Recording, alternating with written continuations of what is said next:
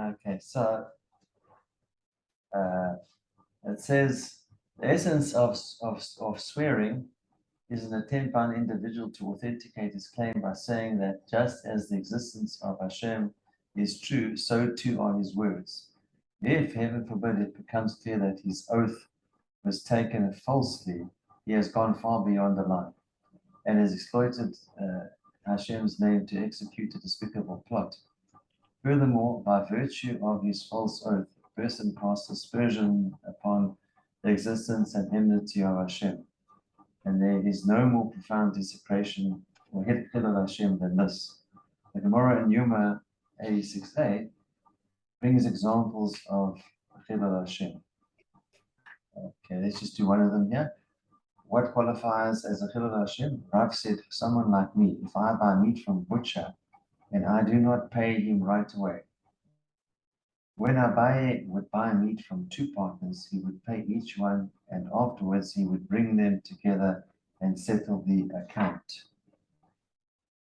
And last point here, Rashi explains that Rav felt that when he postpones payment, the butcher may suspect that he plans to steal from him and will learn to disregard thievery. Abaye was afraid that one partner may not know that Abaye already paid the other, suspecting that Abaye is not planning to pay at all.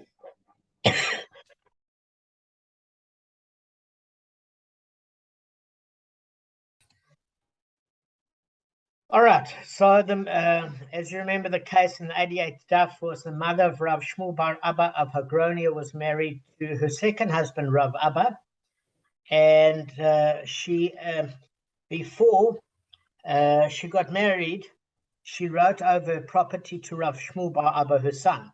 So after she died, there was a little bit of drama because the second husband said that he's entitled to that property. And the son said that the mother gifted it to him in writing, which he did, and therefore he was entitled to it. Okay, so okay, no problem. So as we know, they had respective opinions, and it was both based on Tanoim of Rav Yochanan and Reish Lakish. Rav Yochanan said, look, at the end of the day, the husband's right, because he gets the benefit of the property's produce, which means the usufruct, and therefore he has control over the properties. Reish Lakish said it has nothing to do with who gets the benefit of the properties. It's actually the title deed holder that has say in terms of the property. And this case came up because in the Bryce and Mishnayos, it was talking about a father and a son. And what happens is the father ceded over the property to the son and gave him the title deed, but the father had the stipulation that the produce of the property would be his. So there was a conditional sale, meaning that whoever bought the property would still have to give the father the benefit of the produce. And that only upon the father's demise would the full sale take place in terms of title deed and the usufruct. And same thing, if the son died before the father, it according to Reish Lakish, the sale took place because the son sold something that was his, which is the title deed. And therefore, when the father eventually died, then the buyer would inherit both parts of the property. But if you want to hold according to Rav Yochanan, the son couldn't have sold the property because he can't sell something he doesn't have. And the power to sell has to do with, according to Rav Yochanan, the usufruct or the produce. So anyway, the bottom line is that it is a conditional sale because both father and son has to agree. But how does this relate to this case? Well, the halacha in three cases in Shas goes according to Reish Lakish against Rav Yochanan, and the rest of the cases with Reish Lakish against Rav Yochanan, Rav Yochanan wins. But these are one of the three cases that goes Reish Lakish as well. So we had two different discussions. We had Rav Yirmiyah bar Abba, where the son went to in terms of defense, and quite rightly that he said that the son could have the property. But Rav Yehuda was saying that the second husband was entitled to the property. In other words, that she couldn't have gifted it to her son, because there's this issue about whether as Gavin and I discussed, whether you gift it to somebody or you sell it to somebody, it's a transfer of ownership by consent, Gavin. That's why they use the example of purchases. Does that make sense in terms of inheritance? In principle, it's the same thing. So now we've got a bit of a surprise, because Rav Yirmiyah bar Abba, who represents the son, and Rav Yehuda represents the second husband, both holding in accordance with Rav Shimon ben Lakish. Now that's a surprise. And why is it a surprise, guys? Why is it a surprise? Because surprised because they don't usually, I'm guessing they don't usually agree with each other. No, they don't agree with each other, but the surprise... Most times. No, they don't agree with each other, but they have to have the same source. That's the surprise. Because up until now, we thought Rav Yehuda was going according to Rav Shmuel, the Amoira, was going according to Rav Yochanan. So the reason why we thought that the husband had a strong claim is, according to Rav Yochanan, the usufruct and the owner of the produce has the claim of what to do with the property. So we then understood that maybe Rav Yehuda was holding and thus had support for the second husband. And then we thought that Rav Yirmiyah bar Abba, who was supporting the son, went according to Reish Lakish, who said the son actually had the title deed when the property was ceded to him in the will, and therefore that's the reason why he's got entitlement. You get what I'm saying, guys? So we could understand it up until this point. Now that there's a bit of a curveball thrown in the Gemara, that it actually goes according to Reish Lakish, we got to see how the heck the two can have different opinions when Reish Lakish is basically saying that the title deed controls the property, not the usufruct. That's what's the surprise element here. So it must be that even though the second husband... He's right though, from what I can see as well. Well, even if he's right, there's still the issue is, how do we determine then that the second husband has now the right to the property according to that explanation? That's the difficulty. And there's obviously a strong case. But how's that possible? Because he doesn't have the title. So now it's going to have to go on other issues. Okay, so I'm just saying that... Yeah, I don't understand it when there's no title deed involved. I actually don't understand it. It's difficult to relate to. Yeah, so you're going to, but you just got to give me a chance to unwrap it. And I'm saying, so that's the curveball of the Gemara, which is interesting. So now the Gemara returns to Rav Yirmiyah bar Abba's statement, which is the, what do you call it, the attorney on behalf of the son that inherited the title deed. And he said, if it should enter your mind that the ownership of the rights to the produce of a property is tantamount to ownership of the property's essence, then when the father dies and the son had previously died during the father's lifetime, why does the buyer have the property? Why? When this son was he selling something that was not his? Rather, do we not learn from this that ownership of the rights to the produce of a property is not tantamount to ownership of the property's essence? In other words, the whole discussion here is saying, according to Rav Yirmiyah bar Abba, is that what he's basically saying is, at this point, we know that Reish Lakish's understanding of the Mishnah is evident that the ownership of the rights to the produce of a property is not tantamount to ownership of the property's essence. And it was already mentioned earlier. So the Gemara was just explaining the dispute between both of them. So, in other words, accordingly, Rav Abba's rights to the produce of his wife's milog property did not prevent her from giving that property to Rav Shmuel bar Abba. So that's the surprise. We would have thought that, generally to have a full sale, you need consent of both father and son, the owner of the title deed and the benefactor of the usufruct or produce. But in essence, even if the father might not want him to sell the property, the minute he hands over the title deed to him, in fact, can control the property, except the protection is on the person that has inherited the rights of the usufruct. The buyer can't get that during that person's lifetime. So that remains in place. So it's saying, according to Rav Abba's rights to the property, the property's usufruct, the produce of his wife's melok property, did not prevent her from giving that property to Shmuel bar Abba. Because how's this analogous? I'll show you. Rav Abba is analogous to the father in the Mishnah. Why? Because Rav Abba owns the rights to the produce of his wife's melok property, just as the father owned the rights of the produce of the property he gifted to his son. So accordingly, if the Mishnah's case, the father's rights to the produce could not block the son's sale of the land to a buyer, even though the son died during the father's lifetime, then Rav Abba, the second husband, rights to the produce of his wife's property shouldn't block her gift that the property goes to her son, even though she died during the lifetime of her husband. So they're saying it's analogous. And we're not saying that the son is stopping the husband from getting the produce, the usufruct. Just let's be clear about that. If you want to say there might be a case that he loses it entirely, fair enough. But if you make it analogous to the Mishnah, the very fact, Kevin, you're slowly dropping asleep, the very fact that the second husband continues to get the produce while he's alive doesn't mean that she couldn't gift the actual ownership of the property to the son with the title deed.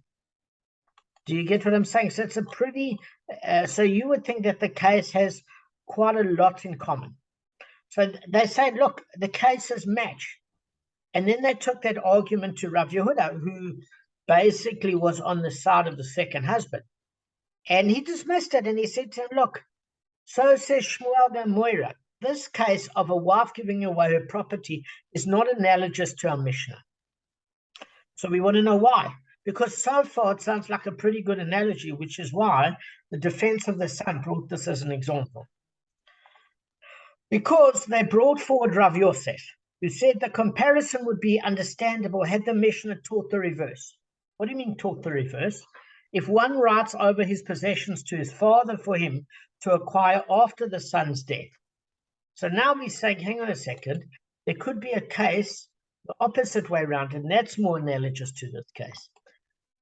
That so the son wrote over his possessions to his father to acquire after the son's death. So look, the son wrote to his father in the will, not in a will. A will is when a person dies, but you've got what you call a contractual document for the living, and then you've got your deceased estate and will and testimony. So we're saying it's almost a title deed while the son is alive.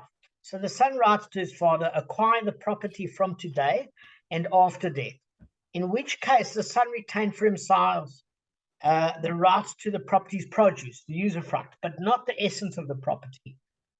So then, guys, the Mishnah would be ruling that if the father sold the land, the buyer does not have anything until the son dies, which implies that when the son dies, the buyer does have the field.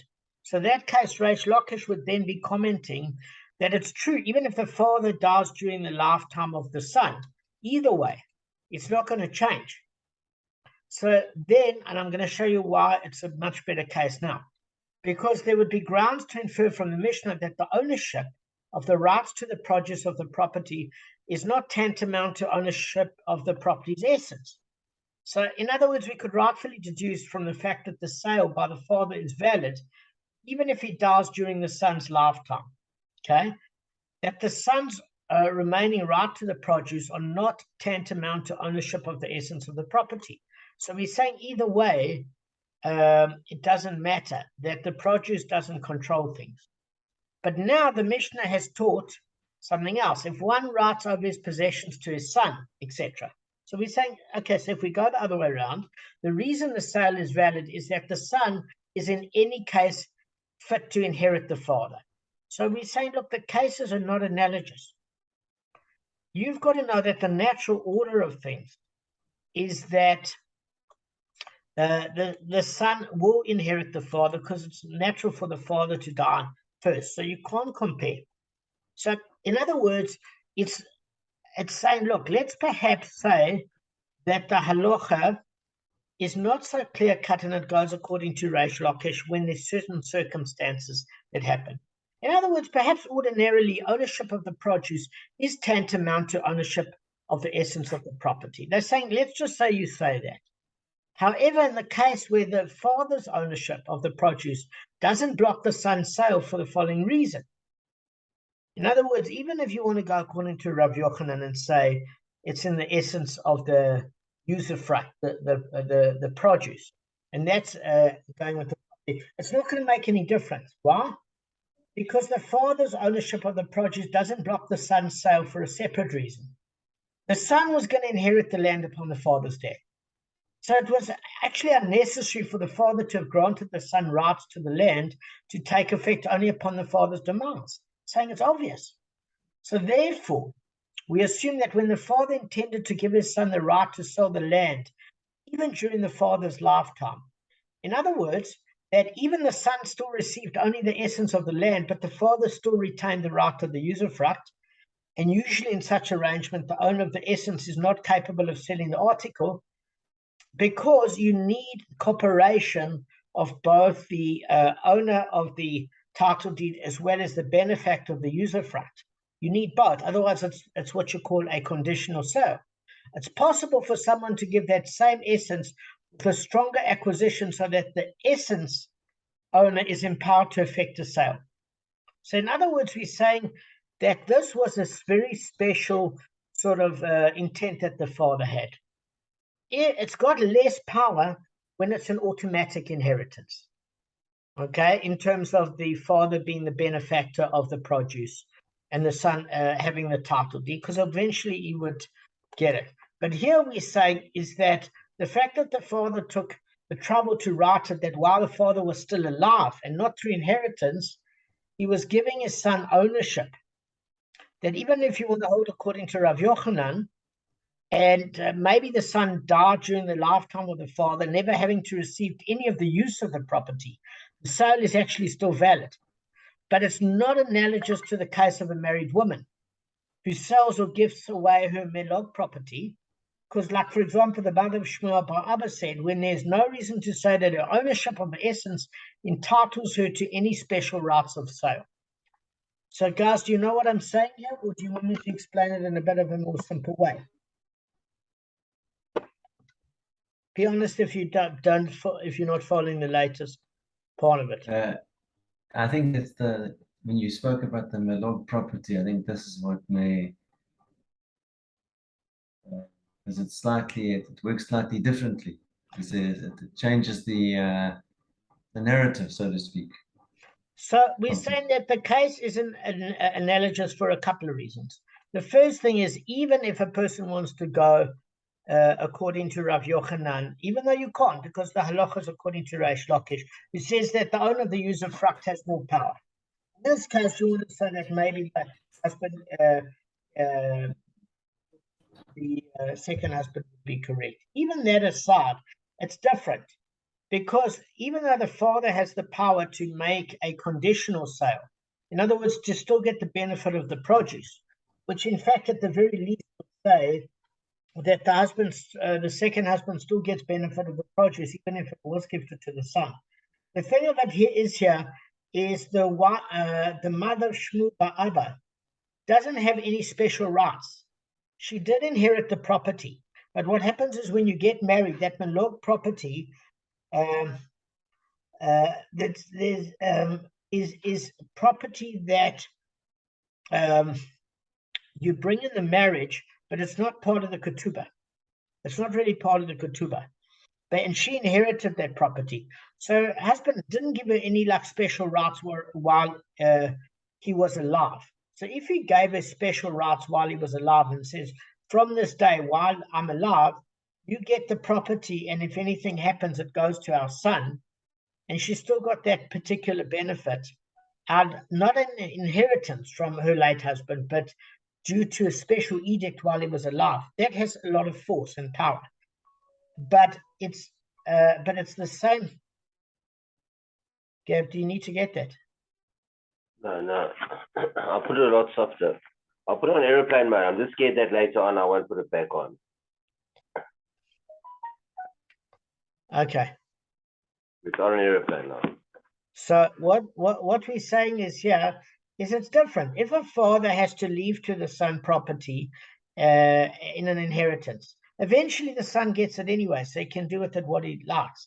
But if the father takes the trouble to, while he's alive, turns around and says, look, at the end of the day, you get the trust, you get the title deed of the property now, I get the use of right, then that's what you call a special ordinance that has a lot more power than the mother of Shmuel Bar Abba, because that's just a normal inheritance. That's one of the factors. We're going to see one of the other factors involved now. Okay? So in other words, that the son in the case of the Mishnah would have inherited his father even without the gift, and that therefore there are grounds to assume that the father gave the son stronger than usual rights insofar as the ability to sell the property, concludes that the case is not analogous to the case of the gift of Rav Shmuel Bar Abba's mother, because Rav Shmuel Bar Abba did not stand in line to inherit his mother, but rather the one who stood to inherit was her husband, Rabba Bar Abba. So it seems as though when she got married, that the situation changed. So here, we're not dealing with the strength of ownership of the Milok property given to Rav Shmuel Bar Abba by his mother. The issue, guys, is rather how strong the mother's ownership in the essence was. So there's no reason to assume that it was any stronger than usual, since the ownership wasn't given to her by anybody. It was inheritance. And on the contrary, guys, we're going to learn that the rabbis took away the right to the produce from her and granted it to her husband. And therefore, that's got a lot of power to it. It's an exceptional case. Okay. Now, the Gemara objects to this, and it says, okay, so if you're talking about a special ordinance, that's all very well that the father writes it while he's alive and doesn't wait for the son to inherit it. We get that. Okay, that we get. But then what happens, the Gemara asks, if you've got an unusual case? So Abaye said to Rav Yosef, why does a son inherit a father? A father does not inherit a son. So we're saying, what are you talking about here? It's normal that a son inherits from a father. What are you talking about? A father inherits from a son. So what does it mean? It means that there's a law that if someone dies without children, his father inherits his estate. So even if the Mishnah taught the reverse case, we could still have said that the son's gift to his father must have included the right for his father to sell it, since in any case the father would have inherited the property on the son's death. So we're saying, okay, so then how does that affect things? Well, it means rather you must mean that the Mishnah had stated the reverse case.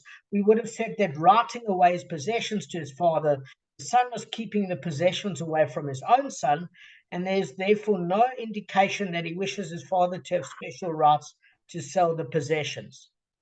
Here too, in the Mishnah's actual case, we say that the father was coming to keep those possessions away from the brothers of the son, so that his transfer to the son does not indicate any granting of special rights to him to sell the possessions. So the Mishnah implies that ownership of produce is not tantamount to ownership of the essence. So let me take a very complicated issue and bring it forward. Is we say, look, you've got to look at intent here. This is not a case of, you've got to ask yourself why the father, when he was alive, would make the special writing of a will to his son if his son's going to inherit it anyway, unless he allowed his son to sell the property during the father's lifetime, because that's the risk you take when you give somebody so much power. When your son, when you're alive, he can sell it under your nose and you could land up on the street. So the Gemara is saying, so okay, so he still gets the produce or whatever and he can write that, but what's to stop his son really selling the property? You can't really stop him if when he's alive he wrote such a thing, and when he's dead, what difference does it make? Because he doesn't need the money. So we say, no, it's a very special case, whether the son outlives the father or the father outlives the son. What he's saying is that this is a case where the father didn't want to leave the property to his other children. He liked his one son. He wanted him to get it. So then, Gavin, you might want to know, I can see you slightly tired, you might want to know, well, why didn't he just leave a will to his one son? Why didn't he just say to his one son, you, the only one that gets the property? Okay? and not to the others. We don't know the reason for that exactly, except for the fact that perhaps he was the son got into financial trouble and he needed surety, and he was going to leave it to the one son anyway. But anyway, he wanted to bar his other children from having the property, so he wrote this special contract out that his son gets the title deed at the expense of the other children. So we're saying that the same thing happened when the son wrote it to the father. If the son was a single guy with no children, father would get it anyway. What difference does it make in inheritance? So we're saying no. This is when a guy has a son or children, and they maybe the child is a drug addict or whatever. So then he decides, rather while he's around, to write the property while he's alive to the father, because the father's getting on. By the time the son dies, the father will definitely be dead, no question. And then the drug addict son would inherit it. So then maybe what figures that he wants his father to get it. And in that particular case, he'd like his father to be the trustee and to take care of things and put things in motion. And maybe the son's got a terminal illness and his son's a drug addict at the time, and the last thing he wants to do is give his son the money. So we're saying there's special reasons for it. And those special reasons have power. And it's saying, but it doesn't mean that when those special reasons occur, that the original owner of the property wished to give up that property and have that other person sell it, even though they had the power. But the problem is, even if they didn't want the other party to sell it, the minute you hand over the title, you've actually lost control of it, whether you want it or not. You might be able to demand that you get the produce, but you can't actually stop. The Gemara is saying the intention of both was not that the father would sell it for his own means, nor that the son would sell it for his own means, but mainly just keep control of it. So it wasn't the intention of that person to, now that they've left it to this one party, for that party to sell it.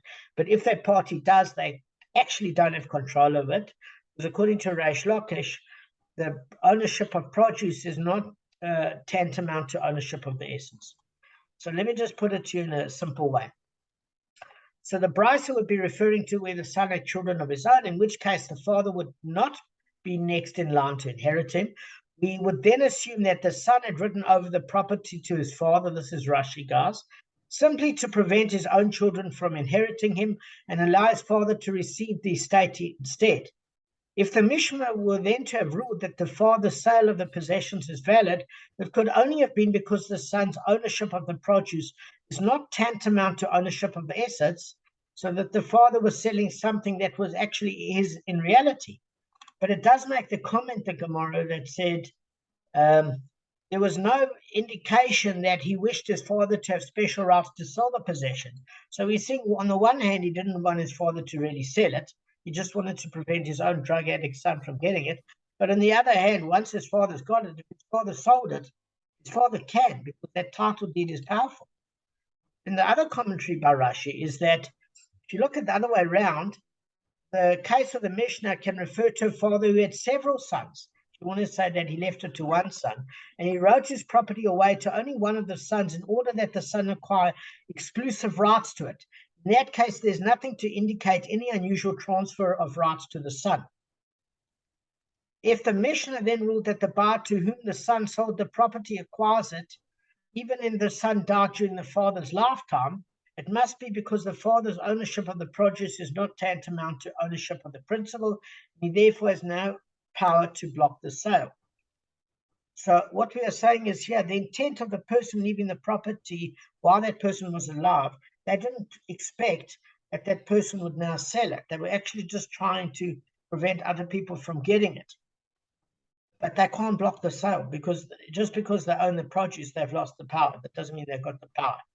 So what does it mean here is that it's a bit of a problem, because the question returns, what did Shmuel mean when he stated that the sale by a wife of a milog property is not analogous to the Mishnah? Because it pretty much seems it is. It pretty much seems that the second husband hasn't got a hope in heck of stopping the sale of the property by the son, or stopping him from being gifted with the property, even though he could use the produce. Do you get what I'm saying? Because we've just learned it. So then the Gemara explains there's another explanation and a factor to Shmuel's statement. Rather, what's the meaning of this case is not analogous to our Mishnah because of the enactment of Usha. And the first time I thought Usha, I thought, who's this Rabbi Usha? Usha's a place. I learned that Usha was one of the 10 locations the Sanhedrin convened out of Eretz Israel and to make certain enactments.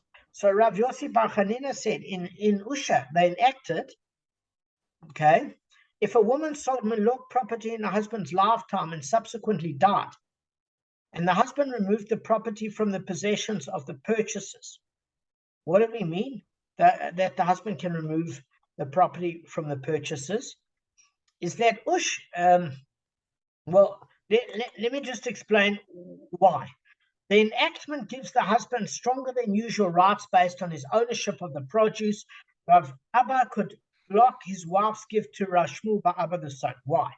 Because in general, let's end off on this note. In general, ownership of the right of the usufruct is not tantamount to ownership of the property's essence. And consequently, since we go according to Reish Lakish, the husband's rights to the produce should not be sufficient to block his wife's ability to sell her malok property to a purchaser, nor can he block the ability for her to leave it to her son. But the sage from the first husband, because that's who left her the malok property. But the sages of Usha were concerned that since the husband entered the marriage, this is very carefully, expecting to inherit the malok property recorded in the ketubah, because that was part of the deal, the wife's sale of such property or gifting of such property could lead to animosity. Therefore, they strengthened the husband's lien on his wife's property so that his rights to the usufruct, in this case of a husband and wife, would be tantamount to ownership of the essence. Okay? But that enactment of Usha is because we hold according to Reish Lakish. Because according to Rav Yochanan, there's no need for that enactment of Usha, because in all cases, the ownership of the produce is tantamount to ownership of the essence. And on that basis alone, the wife would have no power to sell or give away the malok property. So it's only because we go according to Reish Lakish that enactment of Usha was there to not create animosity between the husband and wife, and that's why he had control that when that malok property came, she would still own it, but he would get the produce from it, and that she would keep her agreement in part of the ketubah. Now, I have one question on that, and my question is, she's dead, who cares if there's animosity? She gives it to her son. I don't know if you understand what I'm saying, but there might be, because if he reads the will that it goes to the son, he might not be happy about marrying her, because he said, well, then you've got nothing to bring in the marriage, and I must give you all the ketubah, and I must give you my share. You're not sharing any of the expenses, and therefore we can't get married if I'm under financial strain. So I'm sure that was part of it, that while she was alive, it will allow the marriage to take place. Okay. Now, I'm happy to end off on this note. We've got 7 minutes left. Obviously, the reason I end a little early is because you notice that even when I send a new link, I'm always 4 or 5 minutes early, and I cut the shiur early. Why? Because I work out the shiur in time where Kevin can give his drosha and I can give mine, and it's only limited to 14 minutes. That's why when I send a second link, we always have a lot of time left over, because I take this into account. Hashem's help. All right, so I never supersede restraint, guys. It's not Kevin, it's not your shiur, and then on top of it, adding the time for mine. You'll look at every history with being separate. It hasn't added the length to the shiur, because I promised you guys that. And Kevin, I just want to let you know, I don't want to rub it in or anything and make you like super jealous, but Damon and I are going to the base tonight, to that